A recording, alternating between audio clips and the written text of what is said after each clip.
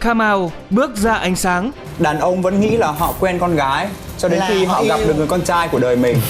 Chương trình dành cho những người thuộc cộng đồng LGBT chia sẻ nỗi niềm trăn trở trong hành trình khẳng định bản thân. Tại sao một người uống cà phê, một người uống sữa, lại có người uống cà phê sữa, mà tại sao con gái con trai lại không có thể chấp nhận được cái giới tính thứ ba như mình? Em mới nói là bây giờ ba có đánh con hay ba có bắt con đi chăn trâu thì con dẫn được. Để sẽ giống cuộc đời của tôi cái gì? Và những người đang tìm kiếm cơ hội để chia sẻ, sửa chữa lỗi lầm. Lỗi là do mình, tại sao mình sanh con mình ra, không phải là đứa con trai thực sự. Nó dằn vặt rất nhiều.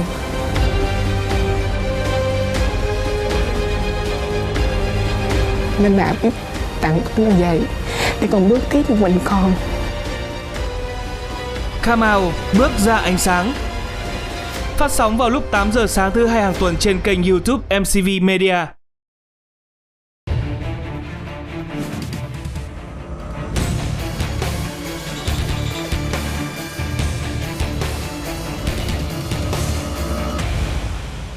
Khánh Chi Và Minh Tuân xin gửi lời chào đến khán giả đang xem chương trình Come Out.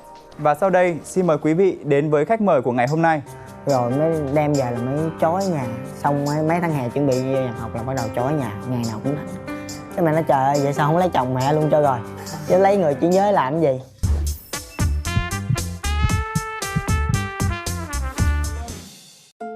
Đẹp quá, chân dài. Xin thế, hai bạn có thể giới thiệu về mình. Em chào chị Khánh Chi và anh Minh Tuân. Em là Minh Khang, tên thật là Đào Thị Kiều Trang, là người chuyển giới nam. Đây bà xã em, Đặng Ngọc Minh Anh, tên thật là Đặng Khắc Nguyên, là người chuyển giới nữ. Trời ơi, sao đặc biệt dữ vậy? Quá đặc biệt. Hơi đặc biệt hơn so với những cặp đôi khác. Tại vì thường những cặp đôi khác là người ta là người đồng tính, là người ta quen nhau này kia. Còn tụi em là giống như một cặp nhưng mà gọi là dị tính, là hoán đổi giới tính cho nhau.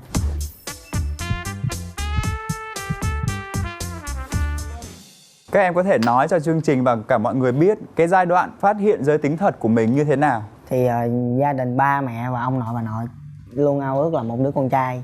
Thì khi em sinh ra thì ba mẹ và gia đình nuôi dưỡng em theo như một đứa con trai. Dần dần em quen theo đó. Nhưng mà tới về sau năm em lên lớp 4 thì lúc đó là ba mẹ mới định hướng cho em ngược lại là một người con gái. Thì lúc đó là cuộc sống và bản năng của em nó đã là một người con trai. Thì quen rồi. Dạ. Lên năm lớp 4 là khoảng là 10 mấy tuổi. Dạ đúng rồi. Thì lúc đầu thì mọi người trong gia đình cứ nghĩ đó là cái thói quen ngay từ nhỏ. Dần về sau em nói và em cũng thuyết phục ba mẹ đó là cái bản năng thật sự của mình. Cái đó là cái giới tính của mình chứ không phải là một cái giới tính mà sinh học mà cha mẹ nó sinh ra. Có khi nào em tự đặt câu hỏi là vì sao gia đình của em lại định hướng cho em là một đứa con trai từ nhỏ, nhưng lớn lên lại muốn em trở thành một đứa con gái lại không? Cái đó thì ba có nói là vì lúc đó là quá ham con trai. Nhưng mà càng lớn thì ba mới muốn định hình lại để không có bị tiếng gièm pha của người xung quanh. Chứ nếu như mà ba mẹ em mà cứ lo lắng em đúng như cái giới tính của em thì khi mà em lớn lên em có bị như vậy không? Em cũng đang thắc mắc cái vấn đề đó. Em nghĩ nó là cái giới tính thiên bẩm của mình rồi. Đúng rồi, cho nên là giới dù tính ba mẹ có chăm sóc theo một kiểu con trai hay là một kiểu con gái thì tới một ngày nào đó em cũng sẽ bộc lộ ra được cái giới tính thật sự của mình thôi. Tại vì nó giống như là vô tình ba mẹ đang vô tình thôi chứ không phải là bị ảnh hưởng, đúng không? Dạ đúng rồi. Cho anh hỏi Minh Anh nhé, thì từ khi nào em mong muốn trở thành người con gái? Dạ, khoảng vào năm lớp 1 em cảm thấy là mình bắt đầu là rất là thích mặc đầm, chưa búp bê. Và em rất là thích trang điểm. Và khi đó là em bắt đầu em biết là mình rất là thích trở thành con gái. Còn lúc nhỏ hơn trước đó thì dạ, vẫn bình thường. Lúc nhỏ thì em rất là thích màu hồng. Mặc dù là chưa biết gì cả nhưng mà cứ thấy màu hồng là em rất là thích. Anh thấy cái việc này có thể nó có một cái gì đấy liên hệ với chị Khánh Chi. Thì em có thể hỏi về cái sự thay đổi của chị trong khi chị muốn trở thành một người con gái là như thế nào không ạ? Cái vấn đề của Khánh Chi á, là từ nhỏ Khánh Chi sinh ra, Khánh Chi là con trai. Nhưng Khánh Chi cũng thích tất cả những cái gì của con gái. Kẹp, bông tai hay đầm hay son. Nói chung là gặp đồng gái là rất là thích. Và mình thích đi chơi với bạn gái nhưng mình lại thích nhìn bạn trai. Ta kêu là mình gái vậy thì mình cũng nghi ngờ thôi. Cũng nghi ngờ chứ là mình thấy mình cũng yếu ớt và mình cũng khác người thường thì mình cũng nghi ngờ. Nhưng khi bắt đầu mà chị gặp một cái người đó, đàn ông đó, chị thích người đó rồi, chị mới xác định là chị là cái giới tính như vậy. Nhưng mà khi nào em mới có tình cảm với một người con trai? Sau khoảng lúc em bao nhiêu tuổi? Khoảng em năm lớp 4 em thích các bạn nam đó. Nhưng mà em phải giấu cái tình cảm đó không dám nói. mà cái bạn đó lại thích một bạn nữ khác trong lớp, và em phải tiếp cận với cái bạn nữ đó như một người con trai để có thể mà tiếp cận với người mà em thích. Rồi em chơi thân với cái bạn đó giống như là một người bạn trai bình thường, nhưng thực sự là em yêu người ta. Thì sẽ giống cuộc đời của tôi với gì? Dạ em thấy giống mà. Trời ơi, Nên em nghĩ là hai người có sự đồng cảm rất là nhiều. ngày xưa chị cũng vậy đó, chị yêu một cái người đó, chị có người bạn gái chị chơi thân cái gì là cái cô đó, mà cô đó lại yêu cái bạn trai mà chị yêu, đi chung chở ba đứa giống như hai chồng đứa con vậy đó. Mà thật sự rất là đau khổ mà không bao giờ dám nói. Mình nói ra mình sợ cái người đó người ta không yêu mình, tại vì mình không phải là con gái. Đâm ra là chị cũng có cảm xúc giống em như ngày xưa, yêu đơn phương đó. Cái cảm xúc của một người khi muốn trở thành con gái á, là thường muốn được mặc đồ như con gái. Thì bao giờ em có cái cảm xúc đấy và nó mãnh liệt như thế nào? Khoảng vào năm em lớp 7 là bắt đầu em biết là mình có xu hướng là người chuyển giới. Lúc đó em là tìm mọi cách thể hiện giới của mình để Thể hiện là con gái, lúc đó em mặc đồ con gái luôn. dạ, Là lúc từ đó năm thì lớp em 7 chỉ hả? là láng. Là em để tóc dài chưa hay là Chưa, đội tóc lúc đó dài? em vẫn đi học, nhưng mà những cái hoạt động của trường thì em hay là xin với cô cho mình có thể là được là con gái để có thể hiện hết những cái gì. Giờ khi em xin như vậy á, thì phản ứng của mọi người như thế nào? Của thầy cô, của bạn bè? Dạ lúc đầu thì thầy cô cũng không cho. Em thì sức khỏe rất là yếu nên em không thể nào mà tham gia hết tất cả những cái hoạt động của bạn nam. Nên cô mới giống như là nhà trường mới bi bu cho em để em có thể là thể hiện mình như một con gái và làm những cái việc của các bạn nữ. Có khi nào em tủi thân em khóc một mình không? Vì cái giới tính của em không? Cái năm đó là năm em lớp 10. Sau 3 tháng hè là em đuôi tóc tới đây, em buộc tóc em đi học, vào lớp thì cô của em lại bắt em là phải ngày mai phải cắt tóc như một người con trai. Và em nhớ cái lần đó là em khóc, em rất là tủi và em nghỉ học liên tiếp 4 ngày vì em sợ phải cắt tóc của mình. Cái tâm trạng của em như thế nào? Em có muốn phá vỡ nó không? Hay là em chịu? Em thường nghĩ đến cái việc là sẽ nghỉ học để có thể hiện mình. Sau đó em suy nghĩ lại và em tiếp tục đi học, nhưng mà vẫn tiếp tục nuôi cái ước mơ đó trong cái con người của mình. Rồi cho anh xin phép được hỏi câu chuyện của em. Đó thì em lên lớp 4, tất cả mọi người xung quanh hàng xóm mới nói với ba mẹ là sao không bắt nó để lại bình thường đi, cứ để như thế nó quen. Thì lúc đó ba mẹ mới bắt là phải đầu năm học là phải mặc đầm. Em dù như thế nào em cũng không mặc đầm. Em còn nhớ là cái cây chổi mà ba hay quét tủ tivi, ba đánh mà gãy cây luôn, là nhuốm máu cái lưng, nhưng mà em không mặc. Thường gia đình hay gọi là cho nó nghỉ học đi chăn trâu đi. Em mới nói là bây giờ ba có đánh con hay ba có bắt con đi chăn trâu thì con dẫn đi, chứ con không bao giờ mà con mặc cái đầm đó. Ba mới nói là thôi coi như con ai đẻ thì người đó dạy đi, chứ ba dạy hết nổi rồi thì ba đổ qua cho mẹ. Xong mẹ cũng khuyên, mới đầu mẹ cũng dụ mặc đồ con gái đi, có đôi bông đẹp lắm. Nhưng mà em nhìn nó không phải thuộc về mình, cho nên là em không bao giờ em thích mặc. Là lúc đó là ba bỏ luôn, ba nói là ba sẽ không bao giờ nói chuyện với em, coi như là em không phải là con của ba. Ba từ mặt em. Cái mẹ với nội mới đưa em nhớ rất là rõ là đưa em đi gặp một thầy Pháp, nói là em bị ma nhập này kia gì đó, rồi cho em uống bùa, bắt em uống này kia đủ thứ, nhưng mà không được. Rồi mới đem về là mới trói nhà. Xong mấy tháng hè chuẩn bị nhập học là bắt đầu trói nhà, ngày nào cũng đánh. Lúc đó là em cũng chấp nhận. Rồi em làm quen với những trận đòn gối đó. Em có tâm sự với ba mẹ là em thích như vậy không? Có nói với mẹ.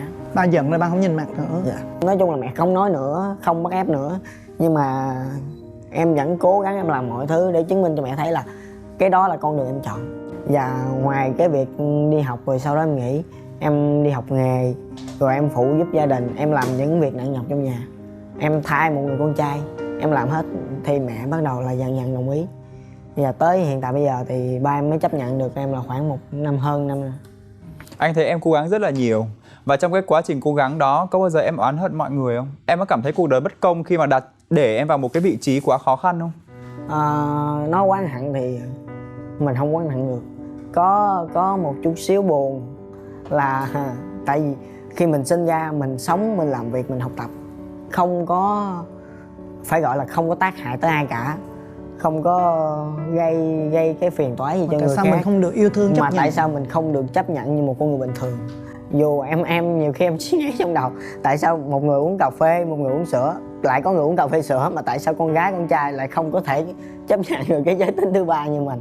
Thì nhiều khi cái đó là em cũng tự an ủi bản thân mình thôi, không sao, từ từ sẽ có người hiểu. Và mãi sau này thì em mới đầu là tiếp xúc nhiều, tham gia nhiều cho cộng đồng, và em cống hiến những cái gì mà em biết, em cống hiến cho cộng đồng, và em làm cho ba mẹ và mọi người thấy là con đường em đi là đúng, và cũng có những người khác đi cùng với em, chứ không phải con đường em đi là một con đường bệnh hoạn và chỉ có một mình em đi.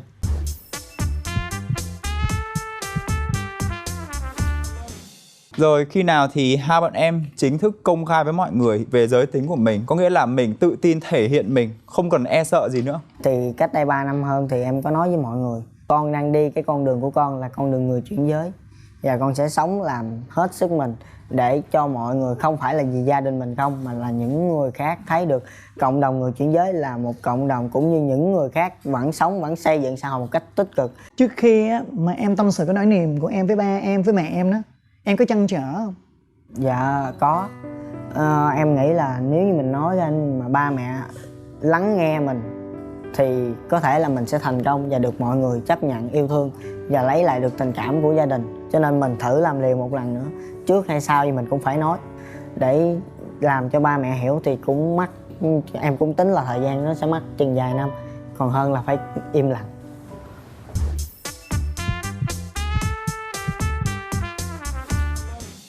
Nhưng mà hai người đến với nhau cái cơ duyên như thế nào? Từ đâu bắt đầu hai người mới quen biết nhau? Dạ, là bà xã tham gia cuộc thi do Đồng Tháp tổ chức, là cuộc thi do người chuyển giới. Thì bà xã là thí sinh, còn em là ban giám khảo. Chân dài đại gia đó chị. Duyên phận đó. Một người làm ban giám khảo, một người làm người mẫu, rồi là chấm đậu luôn vậy đó hả? Không, rồi yêu luôn đó hả? Thì lúc đó là dạng như em cũng không có để ý, tại lúc đó em đã có bạn gái rồi. Rồi sao tự nhiên có bạn gái rồi thay lòng đổi dạ nhanh vậy? Không phải là thay lòng đổi dạ, mà là lúc đó là chỉ quen như dạng như anh em chạy chương trình thôi. Rồi xong 2 tháng sau cuộc thi đó em mới chia tay bạn gái. Rồi vô tình chia tay.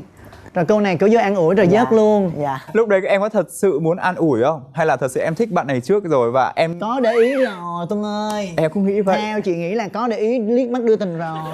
Nhưng ngay thời điểm cái cô này đi thi là cậu này đang có bạn gái. Dạ. Nên là không đến với nhau được. Rồi sau đó tự nhiên cái 2-3 tháng sau cái tự nhiên cái đổ vỡ giống là sắp đặt vậy. Chuyện người ta mà bác kể hết luôn á. Em kể câu chuyện của em như nào? Dạ, lúc đó là khi mà ảnh chia tay bạn gái á, thì ảnh có đăng những cái vấn đề tiêu cực lên Facebook.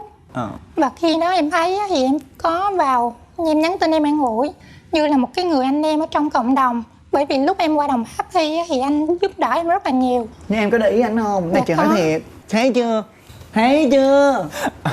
Là có để ý đúng không? Dạ. Nghe cái câu chuyện sơ sơ là tôi biết rồi, có để ý, nhưng tự giờ biết người ta có người yêu rồi. Rồi ông này ông đăng buồn là nhảy vô là hiểu không? Cơm lành canh ngọt luôn.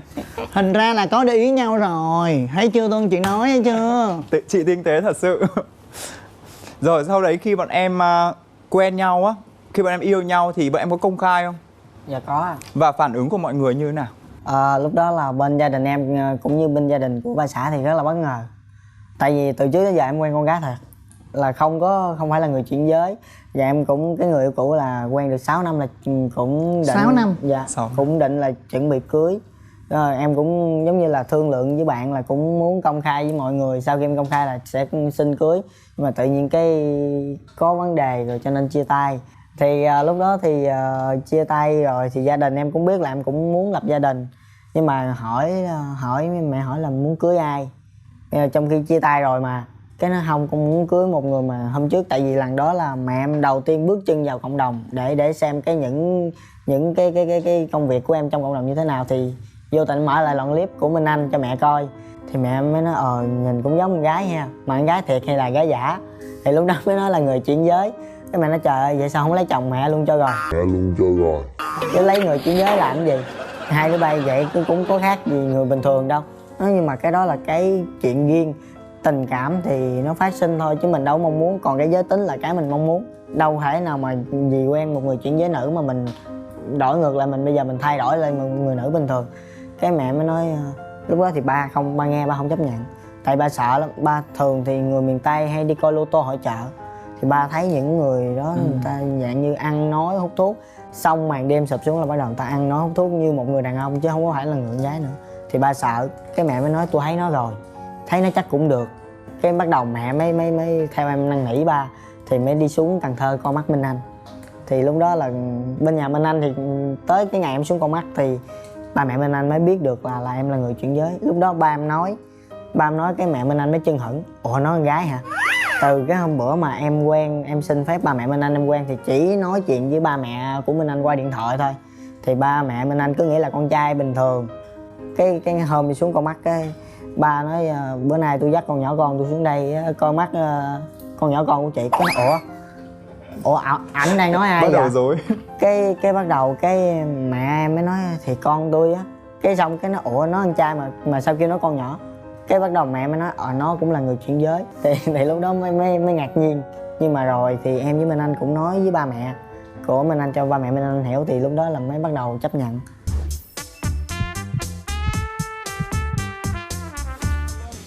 Cho chị hỏi này nha.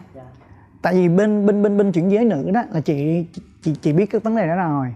Tại chị cũng vậy mà.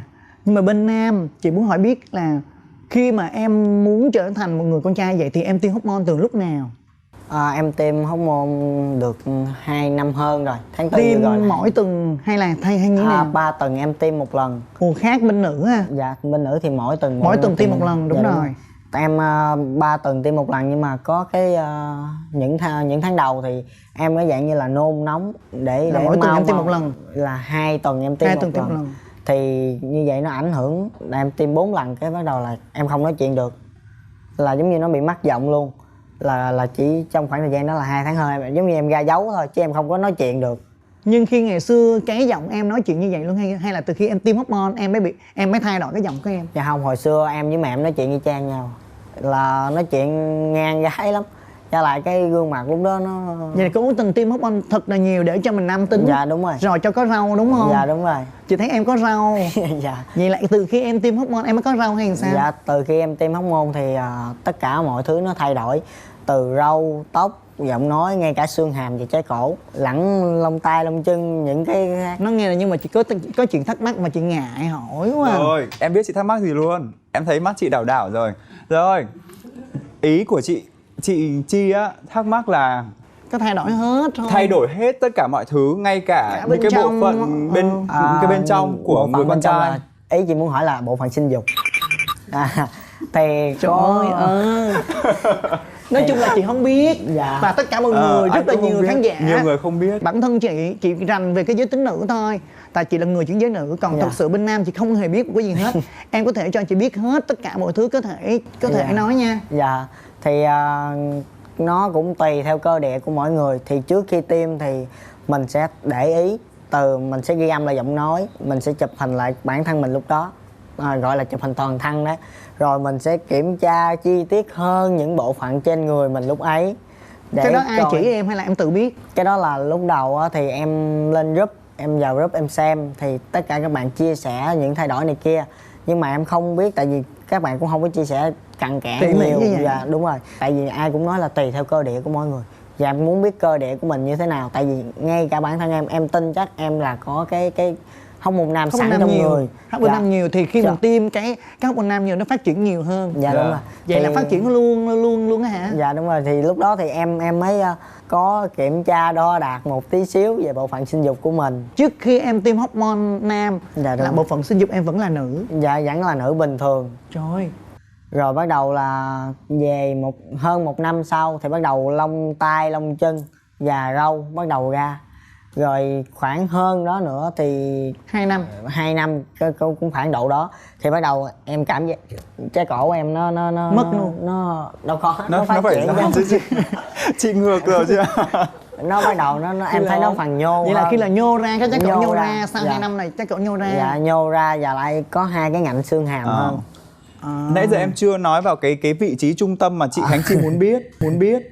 Và bộ phận sinh dục nó có phần phát triển hơn, là nó sẽ có gọi là sao ta, nó có tạo cho mình một cái sụn.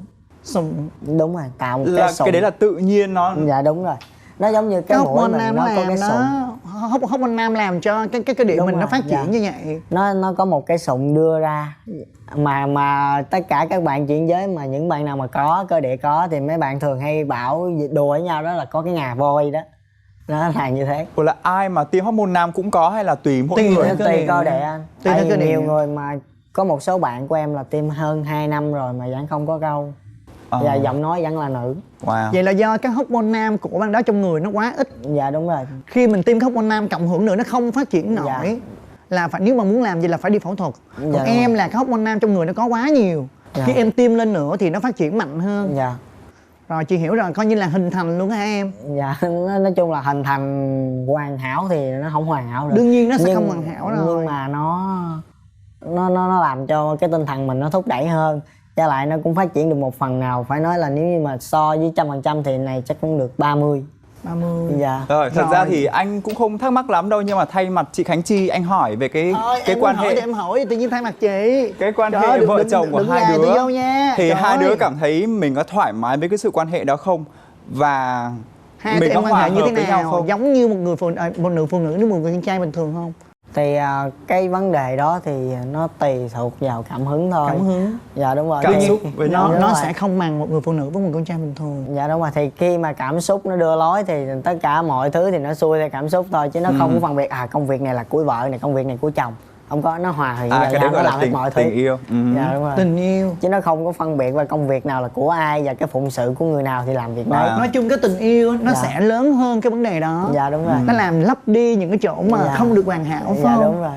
Rất là tuyệt vời. Anh thắc mắc là hai bạn có ai đã phẫu thuật hoàn toàn chưa? Vợ chồng em thì mới có liệu trình hóc môn thôi. Em thì hóc môn được khoảng 2 năm rưỡi, còn bà xã thì hóc môn được 3 tháng. 3 tháng thì chị nghĩ là cơ thể nó bắt đầu biến chuyển rồi. Với em bao nhiêu tuổi? Dạ em năm nay 18. 18 thì 3 tháng thì bắt đầu Quá trẻ. ngực đã bắt đầu là đã nở rồi.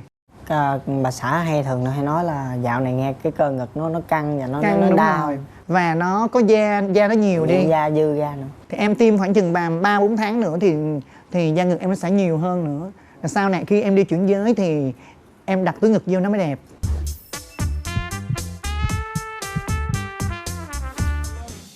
Với cái sự khác biệt của mình như vậy thì nó có ảnh hưởng gì đến công việc hiện tại của mình không? Và bọn em có hài lòng với cuộc sống của mình bây giờ không?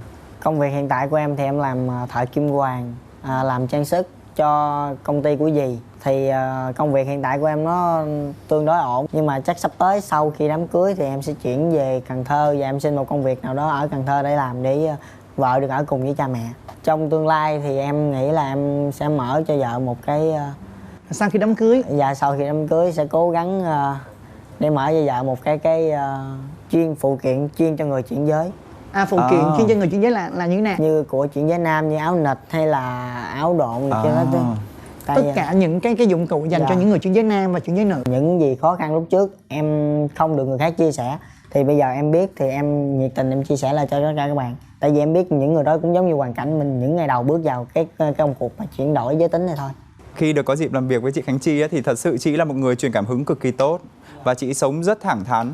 Và em thật sự rất là khâm phục cái quá trình trải qua của chị. Và bây giờ có thể có cuộc sống hạnh phúc và xinh đẹp như vậy nữa. Thì chị có lời chúc nào dành cho hai bạn không? Chị chúc cho hai bạn sẽ được trăm năm hạnh phúc. Và khi mình yêu chân thành thì tình yêu mình sẽ rất là đẹp. Cảm ơn hai em đã tham gia chương trình này. Và chúc hai em sẽ luôn hạnh phúc. Cảm ơn quý vị đã theo dõi chương trình Come Out Bước Ra Ánh Sáng được phát sóng vào lúc 8 giờ sáng thứ hai hàng tuần trên kênh YouTube MCV Media và cổng thông tin Love TV. Xin chào và hẹn gặp lại. Hẹn gặp lại.